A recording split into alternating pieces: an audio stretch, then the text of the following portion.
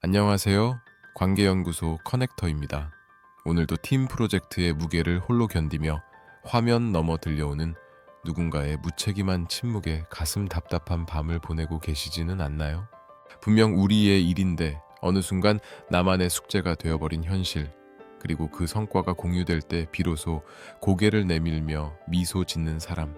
우리는 이들을 무임승차자라 부르지만 사실 그들이 우리 영혼에 남기는 상처는 도둑질에 가깝습니다. 제가 목격한 무임승차는 단순히 한 사람의 게으름 문제가 아니었습니다. 그것은 팀이라는 유기체의 세포 하나가 암세포로 변해 주변의 건강한 에너지를 빨아들이는 전염병과 같습니다. 내가 왜 이 사람 목까지 해야 하지? 라는 분노가 차오를 때 당신은 단순히 일이 힘든 것이 아니라 존재의 부정을 경험하고 있는 것입니다. 오늘은 이 무임승차자들의 아주 기괴하고도 치밀한 심리적 기제부터 그들을 제압하고 당신의 평온을 되찾아줄 심오한 전략들을 아주 깊숙이 파헤쳐 보겠습니다. 준비되셨나요? 우리는 흔히 무임승차자가 악의를 가지고 일을 떠넘긴다고 생각합니다. 하지만 심리학적으로 보면 상황은 훨씬 더 복잡하고 흥미롭습니다. 가장 먼저 살펴봐야 할 것은 인지적 구두소의 이론입니다.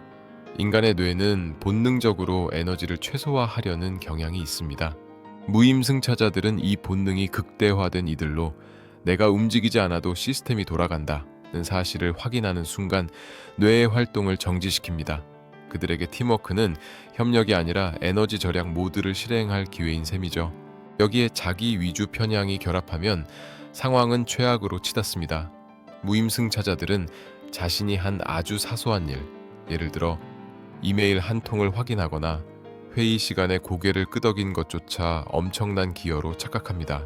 그들의 머릿속에서는 나는 핵심적인 아이디어를 냈으니 나머지 노가다는 저 사람들이 하는 게 공평해 라는 기괴한 논리가 완성됩니다.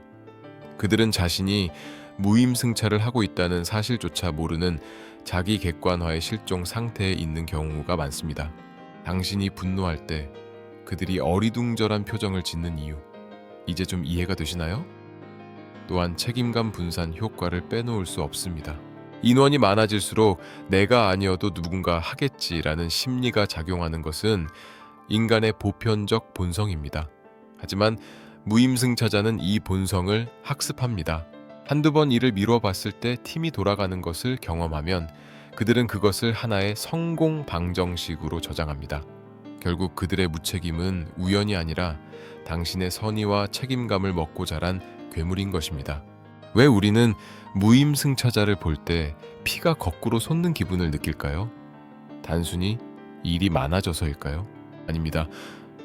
우리 뇌의 전측 대상회는 신체적 통증과 사회적 통증을 구분하지 못합니다. 누군가 내 몫의 이익을 가로채거나 나를 도구로 이용하고 있다는 감각은 뇌 입장에서는 실제로 칼에 베이는 것과 같은 물리적 고통으로 인식됩니다. 즉, 무임승차자를 방치하는 것은 당신의 뇌를 매일 상처 입히는 행위와 다름없습니다.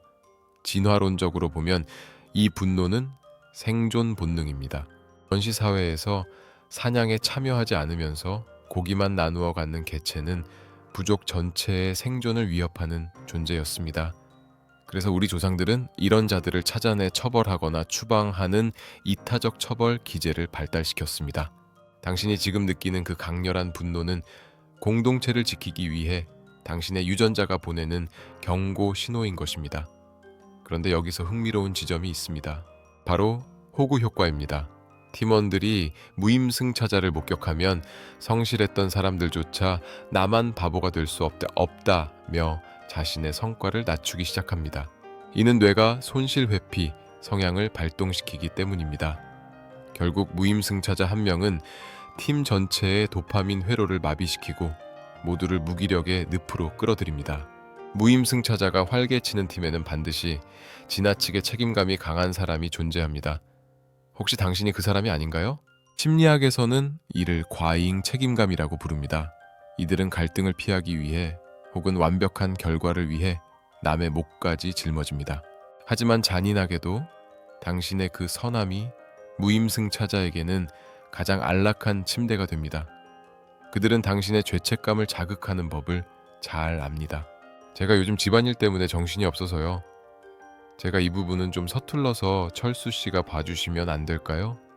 이런 말들에 마음이 약해진다면 당신은 그들의 심리 게임에 말려든 것입니다.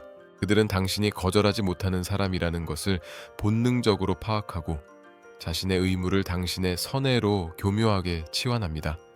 관계를 망칠까봐 두려우신가요? 하지만 기억하세요. 무임승차자와의 관계는 이미 망가져 있습니다.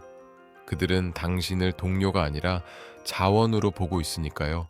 진정한 관계의 회복은 당신이 그들의 짐을 대신 들어주는 것이 아니라 그 짐이 원래 누구의 것이었는지 명확히 일깨워주는 것에서 시작됩니다.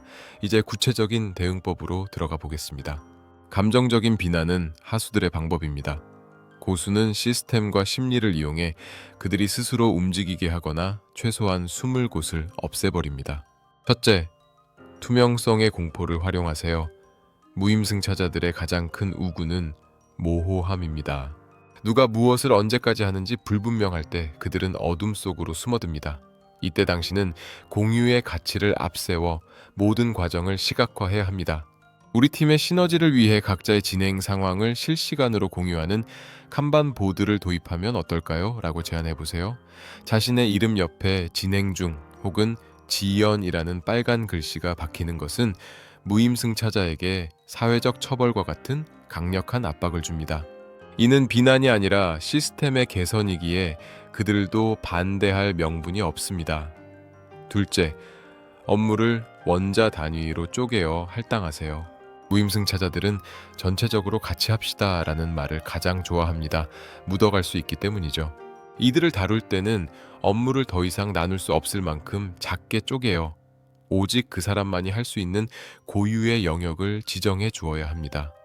영희 씨, 이 보고서의 3페이지 서론 부분 데이터 수집은 영희 씨만 하시는 거예요. 이 데이터가 없으면 뒤에 분석이 아예 불가능하니까 꼭 부탁드려요 라고 못 박으세요. 이렇게 상호 의존성을 강조하면서도 개별 책임을 명확히 하면 그들은 자신이 일을 안 했을 때 발생하는 결과의 화살이 정확히 자신을 향한다는 것을 깨닫게 됩니다. 셋째, 긍정적 피드백의 역설을 이용하세요. 의외의 방법 같지만 무임승차자가 아주 작은 일이라도 했을 때 과도할 정도로 구체적인 칭찬을 해보세요. 오늘 보내주신 자료 덕분에 논리가 아주 탄탄해졌어요. 영희 씨의 이런 분석 감각이 우리 팀에 정말 큰 힘이 되네요. 이것은 그들에게 유능감이라는 새로운 보상을 경험하게 합니다. 평소 무시당하거나 방치되던 그들이 자신의 기여로 인정받는 맛을 보게 되면 뇌의 보상 회로가 재편되며 더 큰 인정을 받기 위해 움직이게 될 가능성이 생깁니다. 물론 이것은 그들이 개선의 여지가 있을 때 사용하는 전략입니다. 넷째, 비폭력 대화를 통한 선전포고입니다. 만약 지속적으로 업무를 회피한다면 감정을 빼고 팩트와 영향만을 전달해야 합니다. 철수 씨가 자료를 주지 않아서 제가 어제 3시간 동안 야근을 해야 했습니다. 이 상황이 계속되면 제 본업에도 차질이 생기고 팀 전체의 일정에 문제가 생길 것 같아 걱정됩니다. 여기서 포인트는 당신 때문에 짜증나가 아니라 당신의 행동이 이런 결과를 초래했고 나는 그것이 우려된다는 객관적 서술입니다. 상대가 변명을 한다면 그 변명을 수용하는 대신 그럼에도 불구하고 마감은 지켜져야 한다는 원칙을 반복하세요. 모든 심리적 기술이 통하지 않는 악질 무임승차자라면 이제는 당신을 보호하기 위한 마지막 단계로 넘어가야 합니다. 바로 리더와의 면담이나 팀 회의에서의 공론화입니다. 많은 분이 고자질처럼 보일까봐 주저하시지만 이것은 조직의 건강성을 회복하는 수술입니다. 이때 주의할 점은 감정적인 호소가 아니라 데이터로 말하는 것입니다. 저 사람이 일을 안 해요가 아니라 지난 한 달간 할당된 업무 중 완료된 비율이 이 정도이며 이로 인해 프로젝트의 리스크가 이만큼 발생했습니다 라고 보고하세요. 무임승차자의 태만이 개인 간의 갈등이 아닌 조직의 손실임을 증명하는 것입니다. 리더가 유능하다면 이 데이터를 무시할 수 없을 것이고 만약 리더조차 방관한다면 그 조직은 당신이 떠나야 할 곳임을 알려주는 명확한 신호가 됩니다. 여러분, 무임승차자와 싸우는 과정은 단순히 일을 줄이기 위한 투쟁이 아닙니다.